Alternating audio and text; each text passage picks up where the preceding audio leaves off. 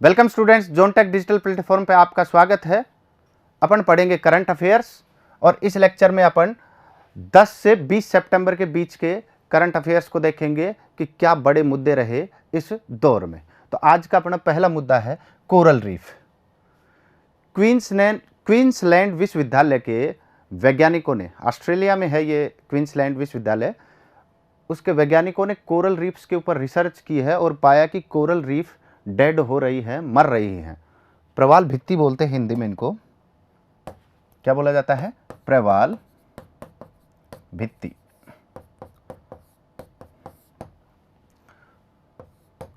और पूरी दुनिया के सामने एक प्रश्न आ खड़ा हुआ, वो क्या? जलवायु परिवर्तन का।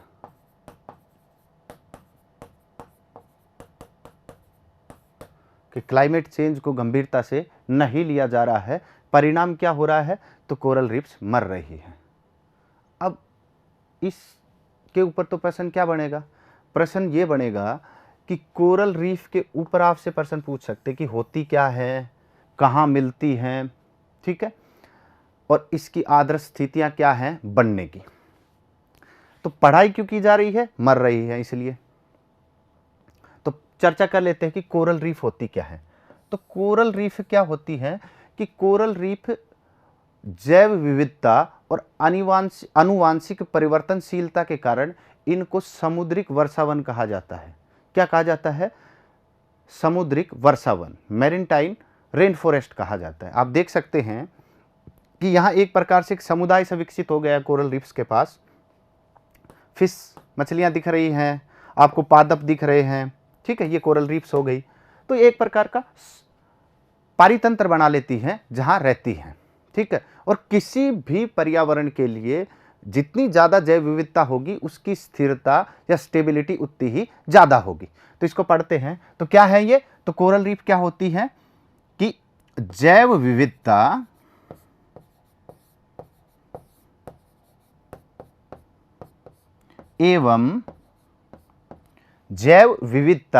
एवं आनुवांशिक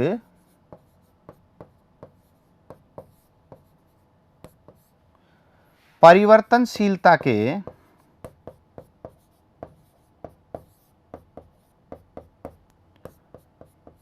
जैव विविधता, बायोडायवर्सिटी एवं आनुवांशिक जेनेटिक चेंजेस के कारण क्या कहा जाता है इन्हें? के कारण इन्हें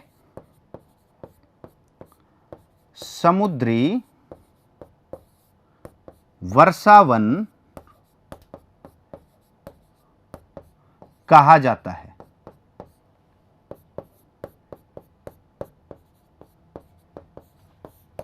और वैसे कहां मिलते हैं वर्षावन? तो उष्णकटिबंध में, ट्रॉपिकल रेन फॉरेस्ट नाम सबने सुना होगा। तो ये क्या है? मैरीटाइम रेन फॉरेस्ट है। किसके कारण? जैव विविधता और आनुवांशिक परिवर्तनशीलता के कारण। इनको क्या कहा जाता है? समुद्रिक वर्षावन। यानी कि समुद्र के इकोसिस्टम के लिए, पर्यावरण के लिए, पारितंत्र के लिए ये अति आवश्यक है, ठीक है। एक तो चीज ये हो गई कि कोरल रीफ्स क्या होती हैं। दूसरा प्रश्न उठता है कि कोरल क्या होता है। तो इस कोरल के ऊपर भी चर्चा कर लेते हैं। तो कोरल क्या होता है?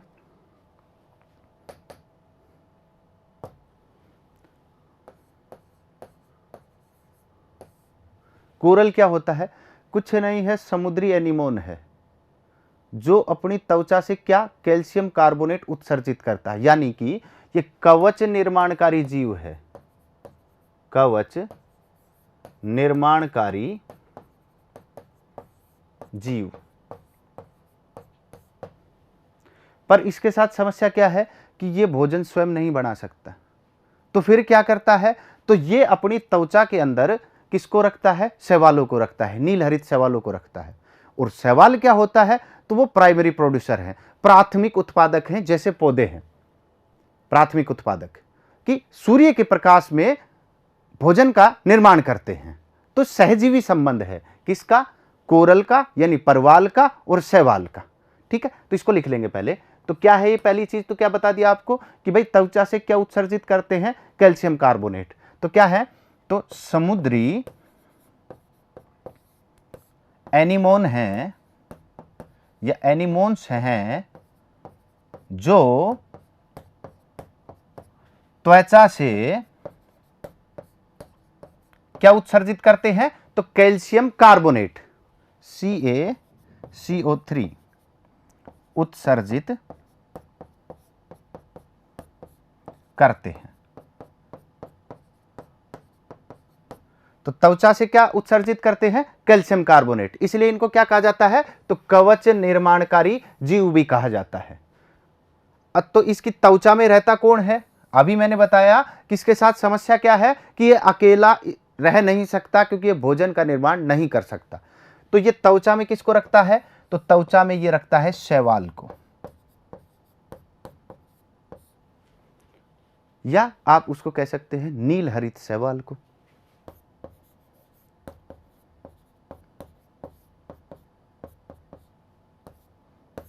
नील हरित शैवाल को रखता है। तो भाई ये नील हरित शैवाल है क्या?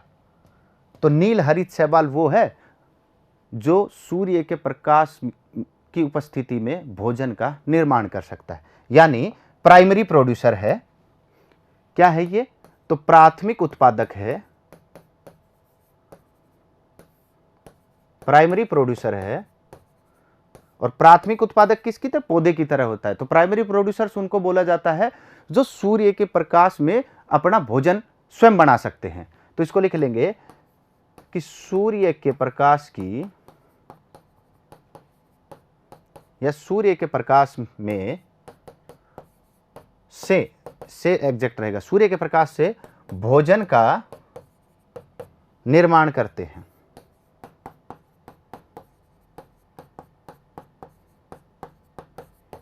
यानी कि दोनों के बीच सहजीवी संबंध है। किस किस के बीच? परवाल के बीच और शैवाल के बीच। ये भोजन देता है और वो सुरक्षा देता है। ठीक है, तो ये दोनों मिलके क्या बना लेते हैं? एक उपनिवेश का निर्माण कर लेते हैं। आप देख रहे होंगे। और उसके कारण क्या आती है? जैव विविधता आती है। और जैव विविधता क्या देगी? तो किसी भी इकोसिस्टम को क्या देती है? वो स्टेबिलिटी देती है, स्थिरता देती है, यानी कि उसके जीवन को लंबा दे सकती है, लंबा कर सकती है। तो ये हो गया। अब एक प्रश्न पूछा जा सकता है कि कई बार पूछा भी गया है यहां से कि ये कहां कहां मिलते हैं, यानी इनके रहने के लिए आदर्श परिस्थितियां क्या हैं। तो परिस्थितियां भी देख लेते हैं और उसके बाद देख लेंगे अपन कि भारत में कहां कहां मिलती हैं। फिर अपना कोरल रीफ का टॉपिक पूरा हो जाएगा। तो देख लेते हैं आदर्श परिस्थितियां।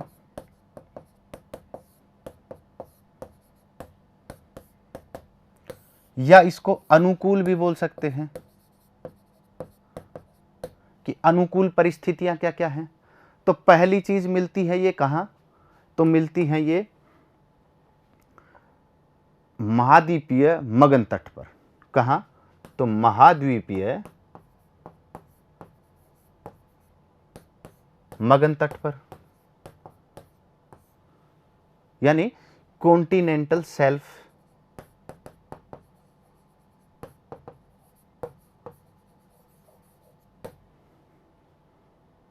और महाद्वीपीय मगन तट पे किस समुद्रों के? तो उष्णकटिबंधीय महासागरों में, उष्णकटिबंधीय महासागरों में। महाद्वीपीय मगन तट, और किसके मगन तट हैं ये? तो उष्णकटिबंधीय महासागर। और एक चीज इसमें और याद रखेंगे कि ये केवल महाद्वीपों के पूर्वी भाग में मिलती है, यानी किसी भी कॉन्टिनेंट का जो ईस्टर्न पार्ट होता है उसी में मिलती हैं, पश्चिमी भाग में नहीं मिलती हैं। और उसका कारण क्या है कि पश्चिमी भाग महाद्वीपों का ठंडी जल धाराओं का क्षेत्र होता है या शीत जल का उद्वेलन होता है। ठीक है, तो उसके कारण डेड हो सकती है कोरल रीफ्स, इसलिए वो अब पैदा ही नहीं होती। प्रथम श्रेणी का जो उपनिवेश बनता है उनका, यानी कि शुरुआत होती है बनने की, उसी टाइम ढह जाता है, तो टिक नहीं पाती है वहां। तो दूसरा इसमें लिख लेंगे कि महाद्वीपों के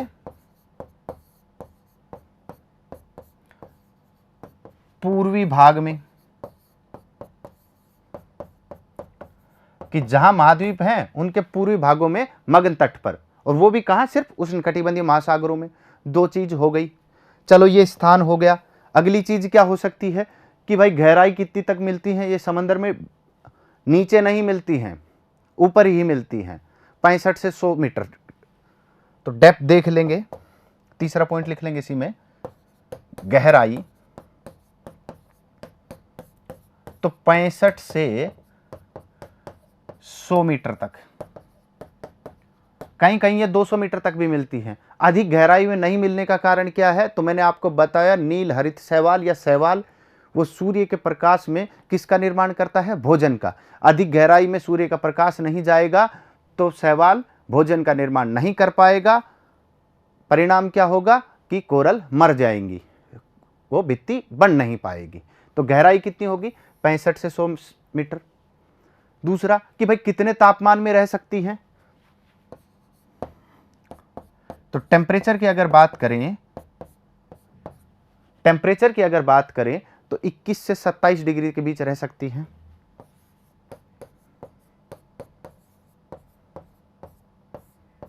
कहीं कहीं 18 डिग्री सेल्सियस पे भी मिल जाएंगे आपको कोरल रीफ्स। तो 21 से 27 डिग्री के बीच टेम्परेचर में रहती हैं। और इससे अधिक अगर टेम्परेचर पे रहेंगी तो इनकी त्वचा झुलस जाएगी, इसलिए इतने टेम्परेचर पे रहती हैं। तो अगला है कि लवणता, कि सालिनिटी कितनी होनी चाहिए? समंदर के अंदर खारापन होता है ना, तो खारापन कितना होना चाहिए? तो 31 से 37 ppm।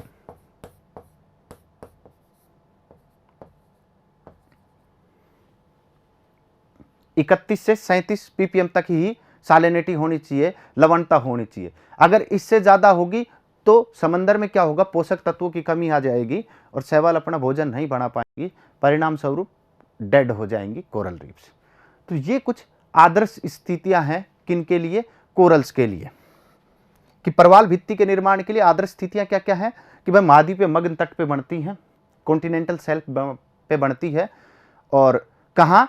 तो उष्णकटिबंधीय महासागरों में, और कहाँ? तो महाद्वीपों के पूर्वी भाग में, यानी कि महाद्वीपों के पूर्वी भाग में मग्न तट पर उष्णकटिबंधीय समुद्रों में प्रवाल भित्ति बनती है। दूसरा कि कितनी गहराई तक मिलती है? तो 65 से 100 मीटर की गहराई तक आपको प्रवाल भित्ति मिलेंगी, उससे नीचे नहीं मिलेगी। कहीं कहीं एक दो जगह 200 मीटर की गहराई तक भी मिलती है। कारण क्या है? तो सूर्य का प्रकाश नहीं पहुंच पाता और शैवाल भोजन नहीं बना पाता। चौथा है तापमान, यानी कि टेम्परेचर इनको 21 से 27 डिग्री सेल्सियस के बीच ही जिंदा रह सकती हैं।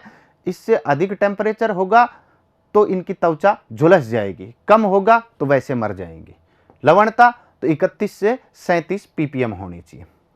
अब तीसरा प्रश्न यहां पे बनता है, एक ppm है ये। अब एक प्रश्न बनता है कि भारत में कहां कहां मिलती हैं, इसके ऊपर प्रश्न भी पूछा गया है। तो भारत में देख लेंगे, तो इसका हेडिंग डाल लेंगे कि भारत में प्रवाल भित्तियां।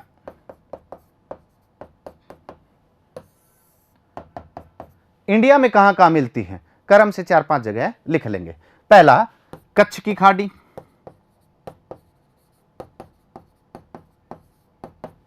दूसरा लक्षद्वीप, तीसरा अंडमान निकोबार,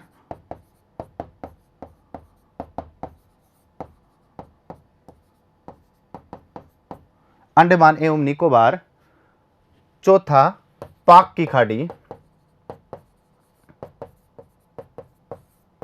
और पांचवा मन्नार की खाड़ी। इन जगहों पे भारत में प्रवाल भित्तियां मिलती हैं। कौन कौन सी जगह होगी? तो कच्छ की खाड़ी हो गई, लक्षद्वीप हो गया, अंडमान निकोबार हो गया, पाक की खाड़ी हो गई और मन्नार की खाड़ी हो गई। ये अपना पूरा कोरल रीफ का टॉपिक है। एक बार दोबारा देख लेंगे।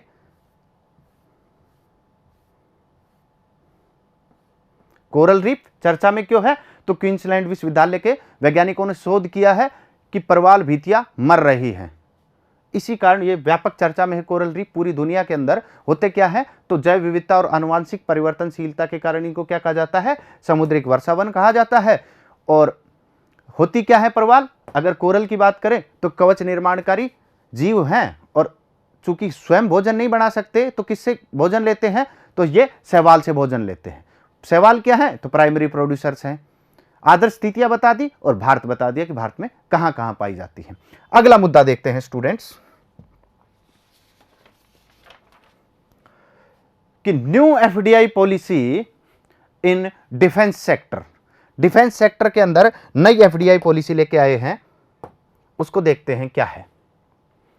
पहले स्टैटिक इंफॉर्मेशन देखेंगे, उसके बाद अपन डिटेल में एफडीआई को पढ़ लेंगे, क्योंकि अखबार में भी अपन तीसरे दिन पढ़ते हैं कि उसमें इतना एफडीआई आया, उसमें इतना एफडीआई आया, तो एक सामान्य जानकारी होनी चाहिए। और पेपर में भी आपसे स्टैटिक इंफॉर्मेशन सीधी पूछ सकते हैं एफडीआई के ऊपर। तो पहले करंट की इंफॉर्मेशन क्या है वो देख लेते हैं। तो करंट की इंफॉर्मेशन ये है कि डिफेंस सेक्टर में 49 से 74%, पहले 49% थी और उसको बढ़ा के कितनी कर दी कि 74% तक एफडीआई हो सकता है, और वो भी ऑटोमेटिक रूट से। तो क्या हुआ कि स्वचालित मार्ग से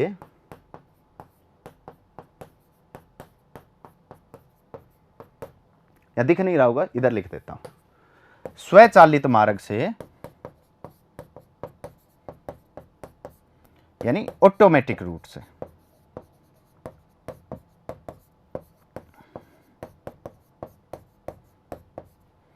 डिफेंस सेक्टर में, किस सेक्टर में? डिफेंस, रक्षा क्षेत्र में एफडीआई को कितना बढ़ाया गया है? एफडीआई को 49 से 49% से कितना बढ़ा दिया गया है, कितना कर दिया गया है? 74%।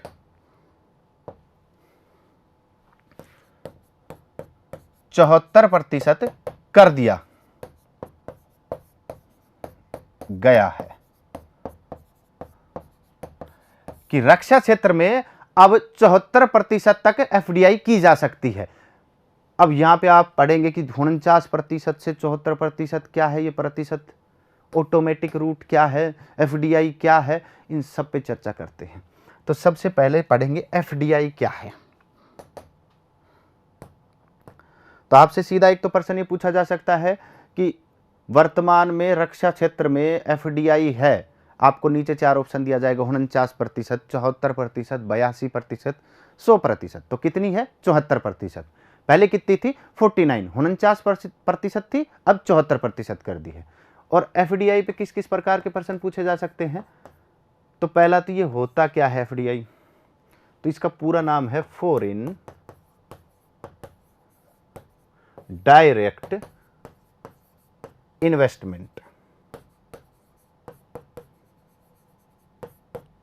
फॉरेन डायरेक्ट इन्वेस्टमेंट, ठीक है, प्रत्यक्ष विदेशी निवेश, प्रत्यक्ष विदेशी निवेश। अगर कोई विदेशी कंपनी भारतीय कंपनी में 10% से अधिक निवेश करती है, उसको एफडीआई कहा जाता है। दोबारा सुनेंगे कि कोई भी विदेशी भारतीय कंपनी में 10% से अधिक निवेश करता है तो उसको कहा जाता है एफडीआई, कि फॉरेन डायरेक्ट इन्वेस्टमेंट। एक नाम और सुना होगा, एफपीआई, एफआईआई, ये क्या क्या है? तो फॉरेन पोर्टफोलियो इन्वेस्टमेंट या फॉरेन इंस्टीट्यूशनल इन्वेस्टमेंट, ये 10% से कम होता है। और ये कितना होता है? तो 10% से अधिक निवेश किया जाता है। यानी कि ये शेयर वगैरह में निवेश कर रहे हैं, ये इक्विटी में निवेश करते हैं। यानी कि कहने का अर्थ आप सिंपल भाषा में समझो तो स्वामित्व मिलता है एफडीआई में। एफपीआई में स्वामित्व नहीं मिलता कंपनी का। तो आप सीधा लिख लेंगे कि 10% से अधिक निवेश भारतीय कंपनी सॉरी कंपनी में, अगर 10% से अधिक का निवेश किया जाता है तो उसको क्या कहा जाता है? एफडीआई कहा जाता है। यानी कि इससे इक्विटी मिलती है, इक्विटी, स्वामित्व मिलता है। पहली चीज तो ये हो गई। ये कितना होता है, तो ये 10% से कम होता है। तो किसी भी राष्ट्र में कहा जाता है कि एफपीआई या एफएफआई से बेहतर क्या आए, एफडीआई आए। हमारे ये ज्यादा आता है अभी, एफपीआई एफआईआई। अब दूसरी चीज तो एक तो ये हो गई, दूसरा ये हो गया कि प्रकार कौन कौन से हैं। आपसे सीधा पूछ लिया जाए ब्राउन फील्ड एफडीआई क्या होता है या ग्रीन फील्ड एफडीआई क्या हो जाता है, तो इनको भी देख लेंगे कि एफडीआई के टाइप हैं दो। एक है green field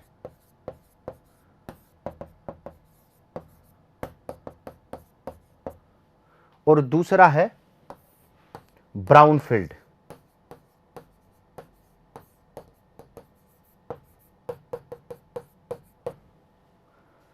green field FDI और brown field FDI. Green field का आप सीधे एक लाइन में याद रखिए कि कोई नई कंपनी है या कंपनी बन रही है, उसी टाइम पे क्या कर दिया, निवेश कर दिया। और एफडीआई है तो निवेश कितना करेगा, 10% से अधिक।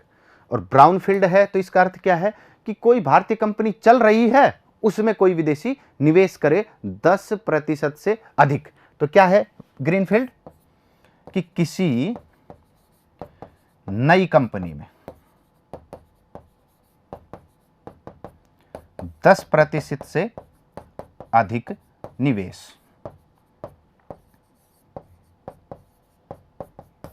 किसी भी नई कंपनी के अंदर 10% से अधिक का निवेश किया जाता है तो उसको क्या कहा जाता है, ग्रीन फील्ड एफडीआई। और ब्राउन फील्ड मतलब किसी पुरानी कंपनी में, यानी कि कोई कंपनी चल रही है, यानी कि आज रिलायंस के अंदर अगर 10% से अधिक का कोई निवेश करता है तो उसको किस लिस्ट में काउंट किया जाएगा, तो उसको ब्राउन फील्ड एफडीआई की लिस्ट में काउंट किया जाएगा। पर आज आप कोई स्टार्टअप लेके आते हैं और उसी के अंदर मान लो कोई भी निवेश करता है जो विदेशी है और 10% से अधिक है, तो उसको किस में लिया जाएगा, तो ग्रीन फील्ड एफडीआई में लिया जाएगा। तो किसी पुरानी कंपनी में 10% से अधिक निवेश।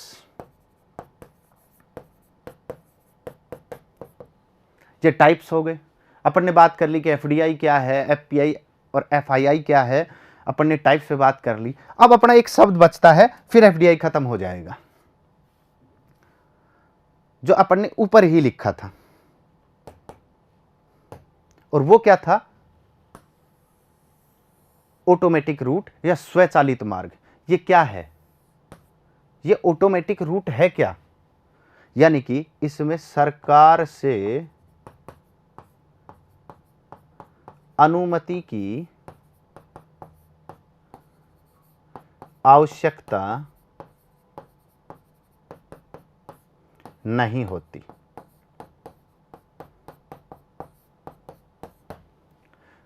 अब रूट की बात करें तो दो होते हैं, एक होता ऑटोमेटिक रूट, एक होता है गवर्नमेंट रूट। तो गवर्नमेंट रूट का अर्थ होता है कि सरकार से अनुमति लेनी पड़ेगी चाहे कितना भी निवेश करो। पर इसमें क्या करती है, ऑटोमेटिक रूट में क्या होता है कि मान लो एक्स नाम की कोई कंपनी है और वो आरडीएक्स बनाती है, या आप उसको आरडीएक्स छोड़ो, मोबाइल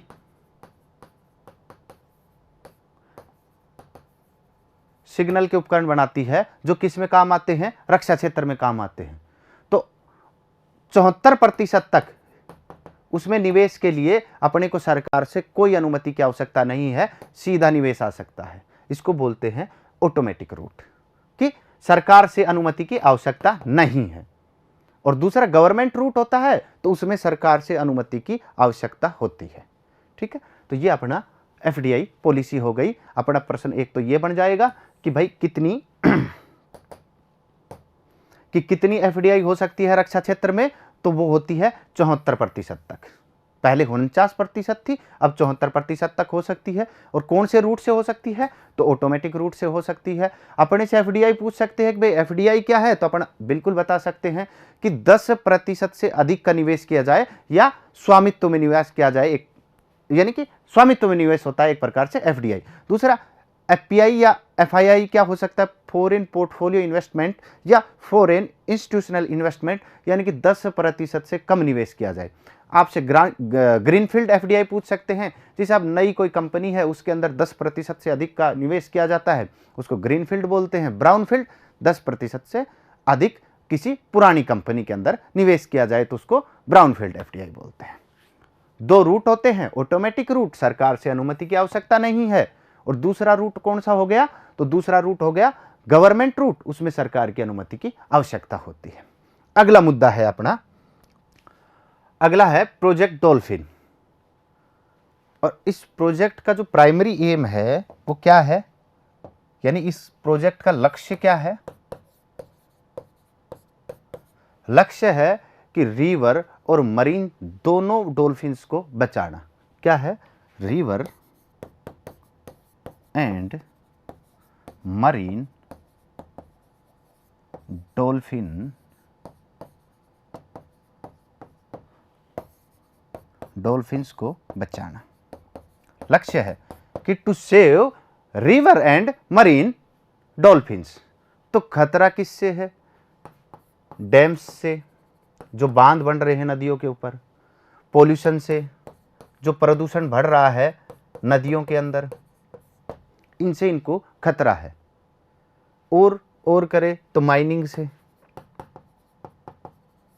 अब कोई भी पूछ सकता है कि नदियों में किस चीज़ की माइनिंग हो रही है, तो मिट्टी की, मिट्टी निकालते हैं, उससे उसका पूरा इकोसिस्टम रिवर का खराब हो रहा है, तो इससे इनको खतरा है।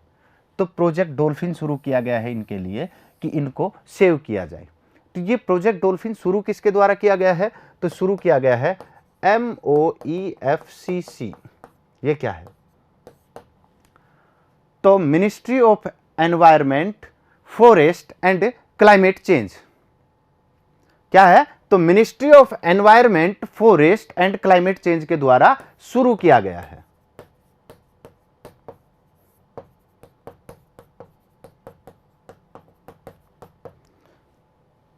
करंट की नॉलेज यही है। तो क्यों ना अपन डॉल्फिन के ऊपर कुछ चीजें पढ़ लें, क्योंकि इसके ऊपर प्रश्न बनने की संभावना है और बहुत सारी इंफॉर्मेशन है जो पता होनी चाहिए। तो सबसे पहले पढ़ते हैं गंगा डॉल्फिन के बारे में। तो गैंगेटिक डॉल्फिन, तो अधिकांश लोगों को नहीं पता होगा, राष्ट्रीय जलीय जीव है, नेशनल एक्वेटिक एनिमल है ये। क्या है? तो राष्ट्रीय जलीय जीव। भारत का राष्ट्रीय जलीय जीव कौन सा है? तो गांगे डॉल्फिन। गांगे डॉल्फिन, गैंगेटिक डॉल्फिन जो है वो भारत का राष्ट्रीय जलीय जीव है। इंग्लिश में भी लिख देता हूं, तो नेशनल एक्वेटिक एनिमल। तो प्रश्न यह पूछा जा सकता है कि कब घोषित किया? तो नेशनल एक्वेटिक एनिमल घोषित किया 5 अक्टूबर 2009 को।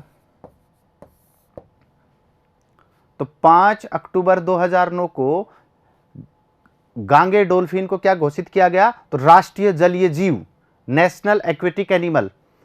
और 5 अक्टूबर को ही गैंगेटिक डॉल्फिन डे भी मनाया जाता है।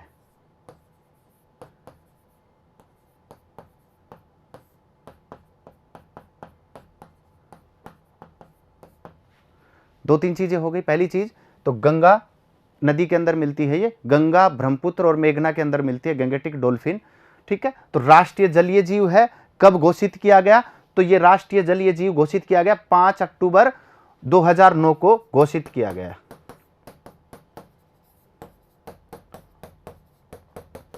और हर साल 5 अक्टूबर को मनाया जाता है। किस लिए? तो गैंगेटिक डॉल्फिन डे के रूप में मनाया जाता है। एक चीज तो ये हो गई। दूसरी चीज इसके बारे में ये है कि ये अंधी होती है, इसको दिखता नहीं है और मीठे जल में ही पाई जाती है। ठीक है, ब्लाइंड होती है, ब्लाइंड होती है और मीठे जल में पाई जाती है, केवल मीठे जल में।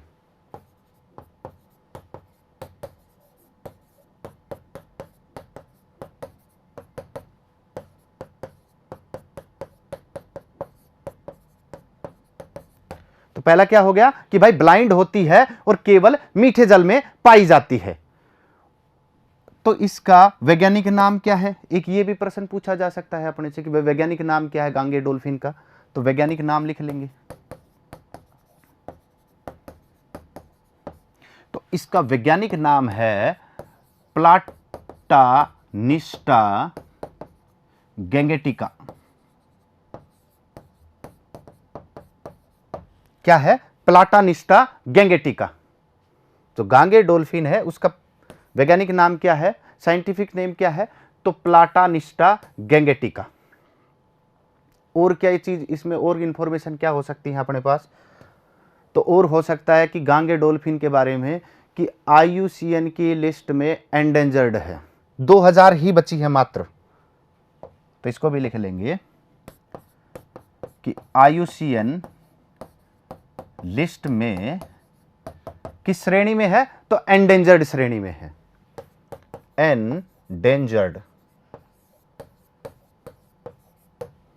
एंडेंजर्ड श्रेणी में है। मैंने प्रीवियस लेक्चर में भी बताया था, नहीं उससे पहले वाले लेक्चर में बताया था कि IUCN क्या है?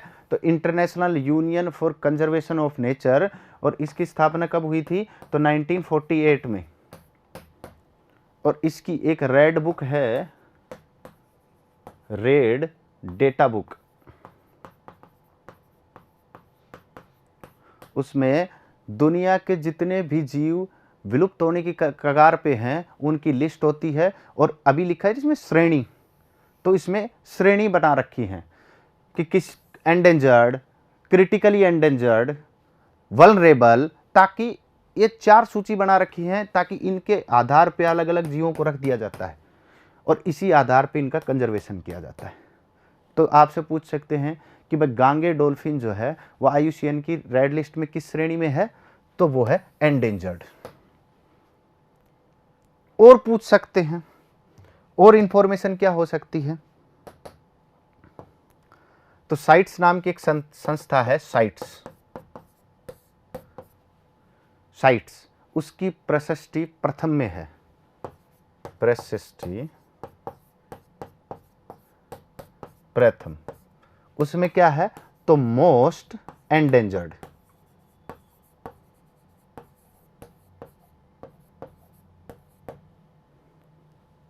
मोस्ट एंडेंजर्ड नोट कर लेंगे। प्रशस्ति प्रथम में क्या है? तो most endangered.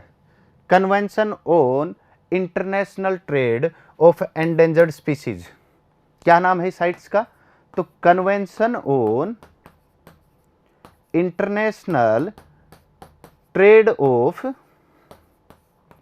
Endangered species.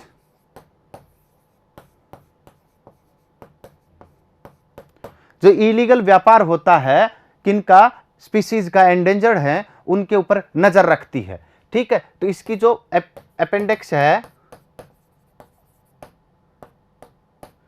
First, उसमें स्थान दिया गया है किसको? गांगे डॉल्फिन को। क्या कहा गया है कि मोस्ट एंडेंजर्ड है, मोस्ट एंडेंजर्ड है। और भारत के अंदर, तो भारत के अंदर जो वन्य संरक्षण या सुरक्षा अधिनियम है 1972 का, उसके तहत इसको संरक्षित किया गया है। तो ये अपना गांगे डॉल्फिन के ऊपर है। मिलती कहाँ है? तो मिलती है, इसको लिख लेंगे, इसको भी यहीं लिख लेंगे।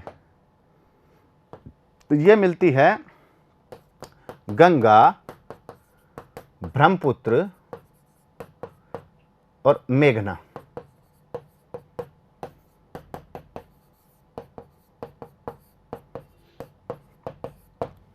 इनमें मिलती है। तो एक बार पूरी इंफॉर्मेशंस को दोबारा देख लेंगे, फिर आगे बढ़ते हैं। कि प्रोजेक्ट डॉल्फिन शुरू किया गया है ministry of environment, forest and climate change के द्वारा। क्या? प्रोजेक्ट डॉल्फिन, कि डॉल्फिन को बचाया जाए। क्या एम है? कि to save river and maritime dolphin को। तो इसको खतरा किससे है? डैम्स से, पोल्यूशन से, इलीगल माइनिंग से, इन सब से इसको खतरा है। अब इनके बारे में, डॉल्फिन के बारे में क्या क्या इंफॉर्मेशन है अपने पास गैंगेटिक डॉल्फिन के बारे में, कि ये हमारा राष्ट्रीय जलीय जीव है, नेशनल एक्वेटिक एनिमल है। और इसको घोषित कब किया गया था, तो 5 अक्टूबर 2009 को घोषित किया गया था। और इसी 5 अक्टूबर को, यानी 5 अक्टूबर को प्रत्येक वर्ष राष्ट्रीय गैंगेटिक डे मनाया जाता है। ठीक है, नेशनल गैंगेटिक डॉल्फिन डे मनाया जाता है 5 अक्टूबर को। ठीक है, आगे क्या इंफॉर्मेशन हो सकती है कि भाई ये अंधी होती है, ब्लाइंड होती है और केवल मीठे जल में मिलती है। और इंफॉर्मेशन क्या है अपने पास कि वैज्ञानिक नाम क्या है, तो प्लाटानिस्टा गैंगेटिका इसका वैज्ञानिक नाम है, साइंटिफिक नेम है। आईयूसीएन की रेड डेटा बुक में किस लिस्ट में है, तो एंडेंजर्ड की श्रेणी में है। और साइट्स की प्रशस्ति प्रथम में है, मोस्ट एंडेंजर्ड। तो आईयूसीएन क्या होता है, तो international union for conservation of nature, 1948 में स्थापना हुई थी। काम क्या है, तो जीवों की एक श्रेणी बनाती है और वो श्रेणी किस में लिखती है उसको, तो रेड डेटा बुक में लिखती है कि पर्टिकुलर जीव किस में है, एंडेंजर्ड है, वल्नरेबल है, क्रिटिकली एंडेंजर्ड है, ताकि इसी आधार पे उनका कंजर्वेशन किया जा सके या उनको कंजर्व किया जा सके। साइट्स क्या होती है, तो convention on international trade off endangered species, यानी कि ये कन्वेंशन या ये संस्था क्या करती है, तो ये देखती है कि कोई भी एंडेंजर्ड स्पीसीज है उसका व्यापार क्रॉस बॉर्डर भी और बॉर्डर में भी, ठीक है, तो उसको देखती है। मोस्ट एंडेंजर्ड है, भारत में वन्य जीव संरक्षण अधिनियम 1972 के तहत संरक्षित है। अगला मुद्दा देखते हैं students, sorry India Japan logistic agreement, India Japan logistic agreement.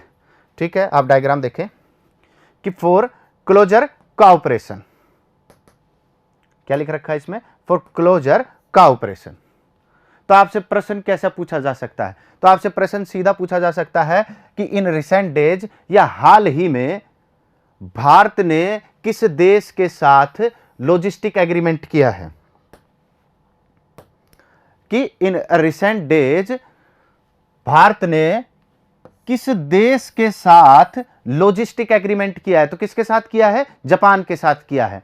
क्या है, तो ये लॉजिस्टिक एग्रीमेंट 10 साल का है, 10 इयर्स के लिए है, उसके बाद भी बढ़ाया जाएगा। और अगर दोनों पक्ष, आइदर इंडिया और जापान, इनमें से अगर कोई भी किसी दोनों को किसी को भी परेशानी हो सकती है, होती है, तो ये निकल सकते हैं एग्रीमेंट से। तो इस एग्रीमेंट का फायदा क्या है, तो अपने को बेटर कोऑपरेशन मिलेगा किसमें, मैरीटाइम एक्सरसाइज में, मैरीटाइम में, नेवल एक्सरसाइज में। ठीक है, इसलिए अपन ने लॉजिस्टिक एग्रीमेंट किया है किसके साथ, जापान के साथ। अगला मुद्दा देखते हैं, आपसे सीधा ही प्रश्न पूछा जाएगा, हाल ही में किसके साथ लॉजिस्टिक एग्रीमेंट किया है, जापान, और कोई प्रश्न बनता ही नहीं है। अगर इन पे बात करेंगे तो ये डिस्क्रिप्टिव पेपर के लिए बनेंगे कि प्रमुख बिंदु लिखें कि क्या क्या हुआ। ठीक है, अगला देखते हैं, first world solar technology summit, important है, इसके बारे में डिटेल से देखेंगे, डिटेल से देखेंगे कि चीजें क्या क्या हैं इसके अंदर। तो first world solar technology summit, पहले यहां देखेंगे कि एक प्रश्न तो सीधा हो गया कि कहां हुआ भाई, तो वर्चुअली हुआ था कोरोना वायरस के कारण इंडिया में। तो ये तो सीधा क्लियर हो गया कि आप प्रधानमंत्री श्री नरेंद्र मोदी की फोटो देख रहे हैं, और यहीं से आप दो चीजें और देख रहे होंगे, एक शब्द लिखा है ISA इंटरनेशनल सोलर अलायंस, और दूसरा शब्द लिखा है FICCI federation of Indian commerce and chamber for industry. ठीक है, FICCI, तो इन दोनों ने मिलके इसको ऑर्गेनाइज किया है। ठीक है, पहली चीज कि ऑर्गेनाइज किस किस ने किया है, तो FICCI ने और ISA इंटरनेशनल सोलर अलायंस ने। कब, 8 सितंबर 2020।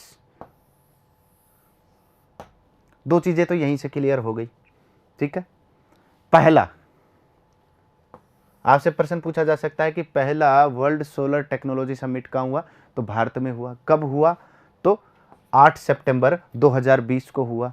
किस किस ने ऑर्गेनाइज करवाया, तो ISA और FICCI ने ऑर्गेनाइज करवाया। देख सकते हैं ISA और FICCI ने ऑर्गेनाइज करवाया। ये तो स्टैटिक इन्फॉर्मेशन होगी। अब इसके बारे में पढ़ लेते हैं कि इसके अंदर क्या क्या हुआ, कि ग्रीन टेक्नोलॉजी को बढ़ावा देंगे, उसके लिए इंस्टीट्यूट बनाएंगे, ठीक है, थर्मो पावर के ऊपर भी काम करेंगे, ठीक है, इंस्टीट्यूट बनाएंगे रेफ्रिजरेशन के लिए। ये सब काम की चीज़ नहीं है। अपनी काम की चीज़ तो एक है कि इसी सेमिनार के अंदर या समिट के अंदर, सॉरी सेमिनार नहीं, समिट के अंदर एक इन्होंने टेक्नोलॉजी जर्नल लॉन्च किया है, उसका नाम लिख लेंगे। तो टेक्नोलॉजी जर्नल लॉन्च किया है, टेक्नोलॉजी जर्नल, टेक्नोलॉजी जर्नल। और उस जर्नल का नाम क्या है, तो ये इंपॉर्टेंट है कि first world solar technology summit के अंदर ISA द्वारा या कौन सा जर्नल लॉन्च किया गया। तो उस जर्नल का नाम लिख लेंगे सोलर कंपास 360। तो आपसे एक प्रश्न ये भी पूछा जा सकता है कि सोलर कंपास 360 जर्नल किसके द्वारा लॉन्च किया गया है या कौन जारी करता है। तो कौन करता है, ISA जारी करता है। एक चीज तो ये हो गई। दूसरा, अपन ISA के बारे में डिटेल से पढ़ लेते हैं सॉरी, क्योंकि ISA के ऊपर प्रश्न पूछ सकते हैं। तो ISA के बारे में पढ़ लेते हैं। ISA पूरा नाम क्या है, तो इंटरनेशनल सोलर अलायंस, पूरा नाम लिख लेंगे कि इंटरनेशनल सोलर अलायंस। कब हुआ, तो 30 नवंबर 2015 को चर्चा में आया।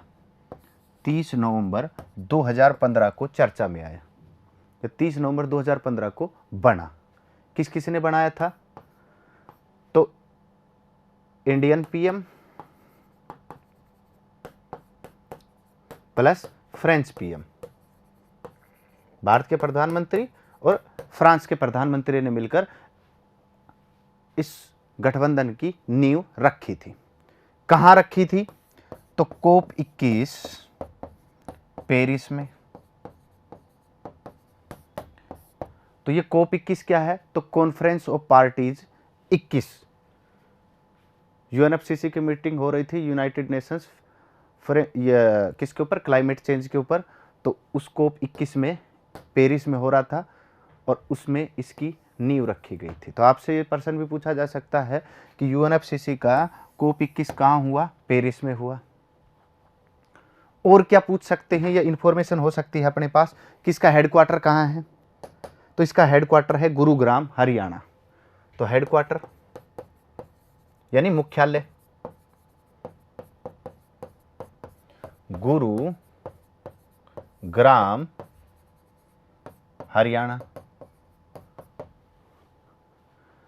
और एक प्रश्न पूछा जा सकता है कि भाई एम क्या है या उद्देश्य क्या है।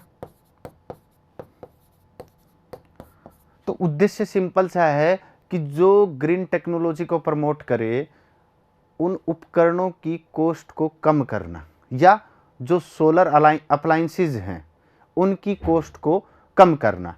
क्या करना, तो लोअर डाउन कॉस्ट।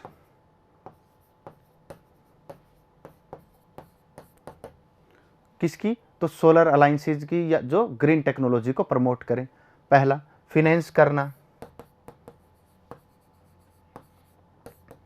कि जो इस प्रकार के उपकरण वगैरह बना रहे हैं उनको वित्तीय सहायता देना, फिनेंस करना। तीसरा, एक चीज और पूछ सकते हैं, तो क्या पूछ सकते हैं कि भाई इसमें कौन कौन से इस गठबंधन में शामिल हैं, कितनी कंट्री। तो 67 कंट्रीज, 67 कंट्रीज ने इसको रेटिफाई किया है और साइन किए हैं। ठीक है, तो 67 देशों ने अपनी अनुमति दे दी है और साइन कर दिए हैं इस अलायंस के ऊपर, इस गठबंधन के ऊपर। अंतरराष्ट्रीय सोलर गठबंधन है ISA, उसके अंदर कितनी कंट्रीज भागीदारी हैं, तो वर्तमान में 67। और आह्वान किया गया था, यानी कि जब इसका निर्माण हुआ था या तो आह्वान किया गया था कि कर्क और मकर रेखा के बीच, इसको भी लिख लेंगे, कर्क और मकर रेखा के बीच पड़ने वाले देश, यानी कि ये गठबंधन एक प्रकार से आप ये कह सकते हैं कि कर्क और मकर रेखा के बीच पड़ने वाले जितने भी देश हैं उनका गठबंधन है। अलायंस का अर्थ होता है गठबंधन, ठीक है। चाहे कोई देश पार्शली हो या फिर कंप्लीटली, कर्क और मकर रेखा के बीच कोई आंशिक रूप से पड़ता हो चाहे देश, चाहे वो पूर्णतः पड़ता हो इस गठबंधन के, क्योंकि आप देखेंगे कि सूर्य की तीव्रता भी इन्हीं दो रेखाओं के बीच सबसे ज्यादा रहती है, ठीक है। तो ये था अपना ISA। एक बार दोबारा देख लेते हैं पूरी चीजों को, इंपॉर्टेंट है कि पहला अंतरराष्ट्रीय सोलर तकनीक समिट कहां हुआ? इंडिया में हुआ, वर्चुअली हुआ कोरोना महामारी के कारण, और कब हुआ? तो सितंबर 8, 2020 को, ठीक है। डायग्राम से ही दिख रहा है सारी चीजें कि किसने ऑर्गेनाइज किया, तो ISA और फिक्की ने। दूसरा कि इस समिट के अंदर ISA ने या इस एक जर्नल लॉन्च किया है, सोलर कंपास 360, यानी जर्नल का अर्थ है एक मैगजीन, ठीक है, एक पत्रिका अपनी लॉन्च की है, सोलर कंपास 360। अब अपन पढ़ लेते हैं ISA के बारे में। तो ISA क्या है?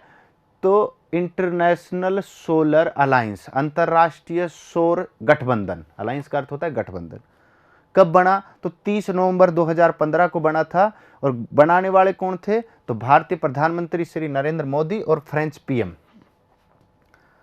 कहां बना? तो COP 21, UNFCCC की मीटिंग हो रही थी, COP 21, conference of parties 21 Paris, वहां हुआ था। काम हेडक्वार्टर कहां है, यानी इसका मुख्यालय कहां है? तो गुरुग्राम, हरियाणा में इसका मुख्यालय है। का उद्देश्य क्या है? तो उद्देश्य है कि भाई जो सोलर अप्लायंसेस बनाते हैं, सौर उपकरण बनाते हैं, उन सौर उपकरणों की कीमतों को कम करना, ताकि आम जन भी इसको प्रयोग कर सके। फिनेंस करना, यानी कि जो बना रहे हैं उनको वित्तीय सहायता देना। कितनी कंट्रियों ने इसको अनुसमर्थन दिया है और हस्ताक्षर किए हैं? तो 67 कंट्री। रेटिफाई का अर्थ होता है अनुसमर्थन करना, ठीक है, और साइन का सबको ही पता है हस्ताक्षर करना। और कर्क और मकर रेखा के बीच जो देश हैं, चाहे वो आंशिक रूप से हो चाहे वो पूर्णतः हो, इस गठबंधन के अंदर शामिल है, ठीक है। तो अगला मुद्दा देखते हैं स्टूडेंट्स। अगला है report on literacy rate. Literacy का अर्थ होता है साक्षरता। क्या होता है? साक्षरता।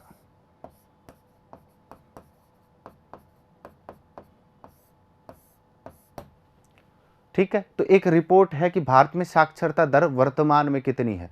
तो उससे पहले एक चीज देख लेंगे कि वर्ल्ड लिटरेसी डे कब मनाया जाता है? वर्ल्ड लिटरेसी डे कब मनाया जाता है? तो ये मनाया जाता है 8 सितंबर को, ठीक है। अंतरराष्ट्रीय लिटरेसी यानी साक्षरता दिवस कब मनाया जाता है? तो 8 सितंबर को मनाया जाता है। कब मनाया जाता है? 8 सितंबर को। पहली चीज हो गई। दूसरा, इस रिपोर्ट में क्या किया गया है? तो अपन डायग्राम को देखेंगे कि literacy rate among those aged 7 and above, यानी 7 साल से ऊपर के, 7 साल या 7 साल से ऊपर के जितने भी बच्चे हैं, उनकी अपन ने दर को मापने का प्रयास किया है इस रिपोर्ट में, जो साक्षरता दिवस है। और एक ये देखेंगे कि डेटा हमने कहां से लिया है? NSO से। NSO क्या है? तो नेशनल स्टैटिस्टिकल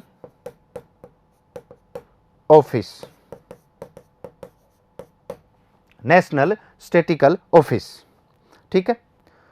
तो इसके अंदर आप देख रहे होंगे कि रूरल लिटरेसी कितनी है हमारी? तो 73.5, 73.5% ग्रामीण साक्षरता है भारत में, ग्रामीण साक्षरता वर्तमान में भारत में 73.5 73.5 साक्षरता है ग्रामीण। शहरी यहां देख सकते हैं, तो शहरी साक्षरता कितनी है, वो है 87.7%। कितनी? 87.7%। तो यहां से तीन चीजें क्लियर हो गई हैं। पहला है वर्ल्ड लिटरेसी डे कब है, तो 8 सितंबर को मनाया जाता है, यानी अंतरराष्ट्रीय साक्षरता दिवस पूरे विश्व में कब मनाया जाता है, 8 सितंबर को मनाया जाता है। और इस रिपोर्ट में हमने 7 साल या 7 साल से बड़े लोगों को लिया है कि क्या मापने के लिए कि साक्षरता कितनी है, और डेटा किसके यूज कर रहे हैं, तो नेशनल स्टैटिस्टिकल ऑफिस के। अब इसमें एक चीज और देख ली हमने कि ग्रामीण साक्षरता कितनी है भारत में, तो वो है वर्तमान में 73.5%, जबकि शहरी साक्षरता है वो है 87.7%। अब एक पर्सन यहां से पूछ सकता है कि ओवरऑल कितनी है, तो ओवरऑल है 77.7%। कितनी है, 77.7%, 77.7%। वर्तमान में भारत की ओवरऑल साक्षरता कितनी है, शहर और गांव को मिलाकर 77.5%। ठीक है, और भी चीजें पूछ सकते हैं कि महिला साक्षरता कितनी है, पुरुष साक्षरता कितनी है, इनको भी नोट डाउन कर लेंगे। इंपॉर्टेंट है, ऐसी चीजें पूछी जाती हैं अक्सर, तो नोट कर लेंगे। मेल है 84.7%, फीमेल है 70.3%। ठीक है, तो भारत में पुरुषों की साक्षरता कितनी है, भारत में पुरुषों में तो 84.7 और फीमेल में तो 70.3%। एक एडिशनल इंफॉर्मेशन और है, तो यूनेस्को है, उसने घोषित किया है कि भारत के अंदर यूनिवर्सल लिटरेसी यानी कि संपूर्ण साक्षरता कब तक आ जाएगी, 2060 तक। काम की नहीं है, वैसे ही याद रख लें कि यूनेस्को ने कहा है कि भारत के अंदर यूनिवर्सल लिटरेसी कब तक आ जाएगी या संपूर्ण साक्षरता कब तक आ जाएगी, तो 2060 तक आ जाएगी। ठीक है, अगला मुद्दा देखते हैं। ये प्रश्न कई बार पूछा जाता है विभिन्न परीक्षाओं में हर साल का, कि इस वर्ष का इंदिरा गांधी पीस प्राइज किसे मिला, इंदिरा गांधी शांति पुरस्कार। तो इसमें आप पूरा इसी डायग्राम में देख सकते हैं कि डेविड एटनबरो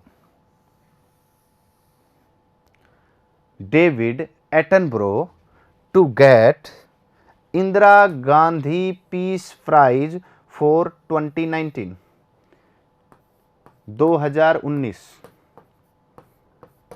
2019 का इंदिरा गांधी शांति पुरस्कार किसे मिला है, तो डेविड एटनबरो को मिला है, इस व्यक्ति को मिला है। सॉरी, करते क्या है ये, तो ये नेचुरल हिस्टोरियन है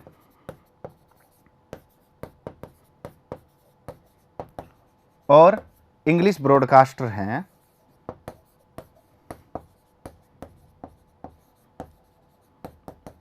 बीबीसी न्यूज के अंदर।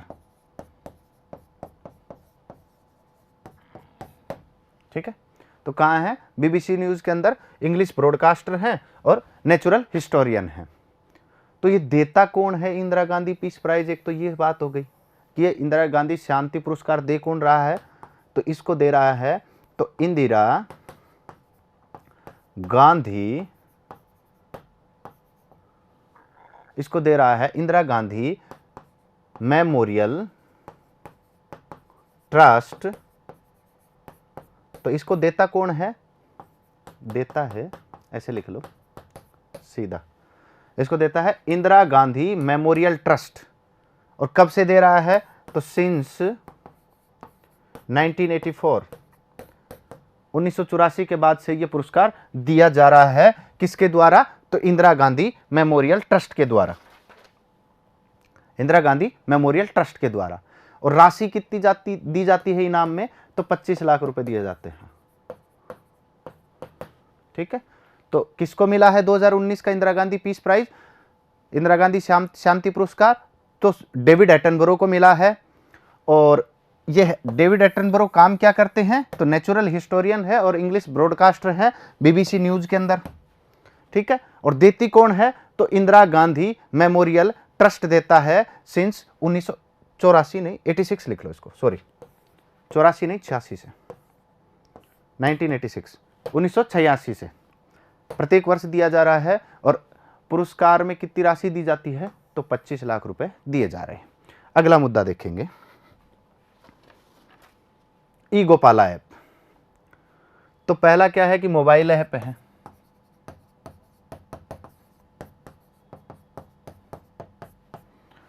डायग्राम में देख सकते हैं किसका है ये? तो पशुपालन और डेयरी विभाग भारत सरकार का है।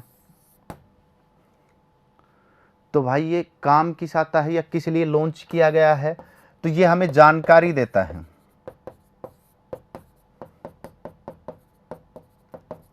तो किस किस के बारे में जानकारी देता है? पशुधन के बारे में जानकारी देता है। किसके बारे में? पशुधन के बारे में। तो पशुधन की क्या जानकारी देता है? कि उनकी प्रोडक्टिविटी के बारे में देता है, उत्पादकता के बारे में, उनकी डाइट के बारे में, उनकी हेल्थ के बारे में,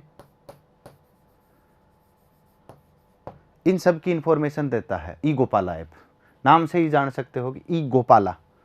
तो पशुपालन और डेयरी विभाग द्वारा लॉन्च किया गया है भारत सरकार के, और जानकारी देता है हमें पशुधन की उत्पादकता के बारे में, उनकी प्रोडक्टिविटी के बारे में, हैं उनकी डाइट्स के बारे में, उनका स्वास्थ्य कैसा है इनके बारे में। यानी कि आप पशु को ये दीजिए, सारी इन्फॉर्मेशन दी जाएंगी। एक चीज़ ये हो गई।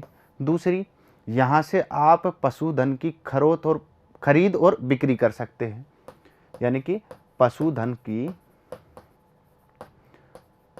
खरीद एवं बिक्री कर सकते हैं।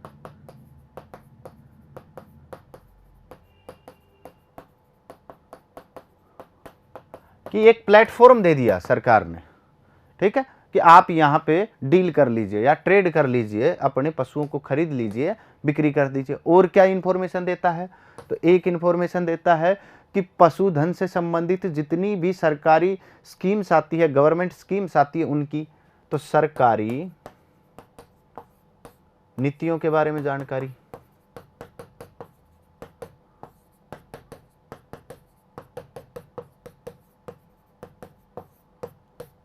सरकारी नीतियों के बारे में जानकारी देगा। और जानकारी किस? तो पशुधन, कि पशुधन से संबंधित कोई भी गवर्नमेंट स्कीम है तो उसके बारे में सारी इंफॉर्मेशन देगा ई गोपाला ऐप। दोबारा देख लेंगे क्या है कि पशुधन और डेयरी विभाग भारत सरकार द्वारा लॉन्च किया गया है। क्या है? तो एक मोबाइल ऐप है जो हमें इंफॉर्मेशन देता है, जानकारी देता है किसके बारे में? पशुधन के बारे में। और पशुधन की क्या जानकारी देता है? तो उनकी प्रोडक्टिविटी के बारे में, उत्पादकता के बारे में, डाइट के बारे में, उनकी हेल्थ के रिगार्डिंग जो भी इंफॉर्मेशन हो जो किसान चाहेगा वो उसको दी जा रही है। और क्या देता है? तो सरकार ने किसानों को एक प्लेटफॉर्म दिया है कि आप यहाँ से अपने पशुओं की खरीद बिक्री कर सकते हैं। और क्या है? तो बोल भाई पशुधन के बारे से संबंधित जितनी भी गवर्नमेंट स्कीम्स हैं या सरकारी नीतियां हैं उनके बारे में किसानों को इन्फॉर्म किया जाएगा। तो यह है ई गोपाला ऐप। अगला देखते हैं, लिविंग प्लेनेट रिपोर्ट। इस रिपोर्ट में आपको सिंपल एक चीज याद रखनी है कि जारी कौन करता है। तो इसका जारी करता है WWF, वर्ल्ड वाइड फंड, ठीक है, कि ग्रीनरी घट रही है, कहाँ ग्रीनरी बढ़ी है, कहाँ कटी है, ठीक है, हैबिटाट कैसा है, उन सब के बारे में इंफॉर्मेशन देता है लिविंग प्लेनेट रिपोर्ट। सीधा प्रश्न पूछा जाता है कि जारी कौन करता है? जारी करता है WWF, वर्ल्ड वाइड फंड, ठीक है। अगला मुद्दा देखते हैं स्टूडेंट्स, संस्कृत ग्राम प्रोग्राम। संस्कृत ग्राम प्रोग्राम डायग्राम से भी याद आ जाएगा, आपको ध्यान रहेगा, संस्कृत के बारे में है। शुरुआत कहाँ हुई है इसकी? तो उत्तराखंड। उत्तराखंड राज्य ने संस्कृत ग्राम प्रोग्राम चलाया है। और एम क्या है? आपसे सीधा प्रश्न पूछा जाएगा यही कि संस्कृत ग्राम प्रोग्राम कहाँ लॉन्च किया गया है। तो लॉन्च कहाँ किया गया है? तो उत्तराखंड के अंदर है। क्या इसका एम क्या है, उद्देश्य क्या है? संस्कृत सिखाना, लोगों को सिखाना, ठीक है, ताकि लोग कम्युनिकेट करें किसमें, संस्कृत में। फोकस किसके ऊपर है? तो इसका फोकस है स्कूल स्टूडेंट्स पे, ठीक है, स्कूल स्टूडेंट्स हैं उनके ऊपर इसका फोकस है, संस्कृत ग्राम प्रोग्राम का। एम क्या है? तो एम है लोगों को संस्कृत सिखाना, ताकि सॉरी, एक दूसरे से कम्युनिकेट किससे में करें, तो संस्कृत लैंग्वेज में कम्युनिकेट करें। तो ये है अपना संस्कृत ग्राम प्रोग्राम। अगला देखेंगे स्टूडेंट्स, कोसी रेल महासेतु। कोसी रेल महासेतु कहां बना है, क्या काम है? बिहार में है, बिहार में बना है, पहली चीज तो ये हो गई। और कहां बना है? तो नेपाल बॉर्डर पे बना है। क्या फायदा होगा, इन सब के बारे में चर्चा करते हैं। तो पहला क्या हुआ कि कोसी रेल महासेतु कहां है? तो बिहार में है। लेंथ कितनी है? तो 1.9 किलोमीटर।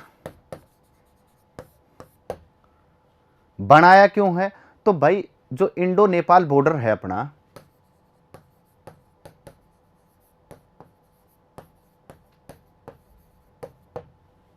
इंडो नेपाल बॉर्डर के पास है समस्तीपुर और जयनगर। कौन कौन सा? समस्तीपुर टू जयनगर। ये पुल बनने से इनके बीच जो 300 किलोमीटर का डिस्टेंस कट हो जाएगा सीधा।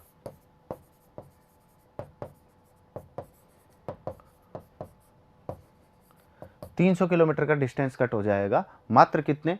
1.9 किलोमीटर के पुल से। तो ये था अपना क्या, कोसी रेल महासेतु। कोसी नदी के बारे में एक दो स्टैटिक इंफॉर्मेशन ले लेते हैं, फिर खत्म हो जाएगा अपना लेक्चर। तो कोसी के बारे में क्या है कि भाई कहाँ कहाँ है? तो नेपाल में है, तिब्बत और इंडिया। अपवा क्षेत्र है इसका, बहाव क्षेत्र कहाँ कहाँ तो है? तो नेपाल, तिब्बत और इंडिया। और इसको बिहार का शोक कहा जाता है।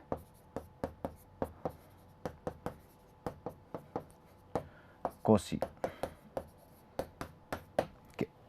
सॉरी, क्या कहा जाता है? बिहार का शोक कहा जाता है बाढ़ आने के कारण, ठीक है।